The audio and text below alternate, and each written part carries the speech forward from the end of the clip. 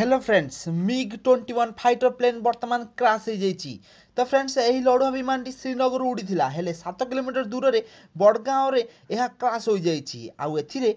दुई जन पायलट शहीद हो जाइछन्ति। तो फ्रेंड्स यही विमान दुर्घटनार प्रकृत रहस्य एपर्यंत जना पड़ना। आज सका पाकिस्तान वायुसेना बारंबार भारत सीमा भितर को प्रवेश करने को चेष्टा करुच्ची। तो से सीमार पेट्रोलिंग करुच्ची। तो यही पेट्रोलिंग कर समय प्लेन टी क्राश हो जाइए। क्राश प्रकृत कारण कौन एपर्यंत जना पड़ना। आशा कर होइपारे कि पाकिस्तान प्लेन को रोकने को जाई प्लेन टी क्राश होइची।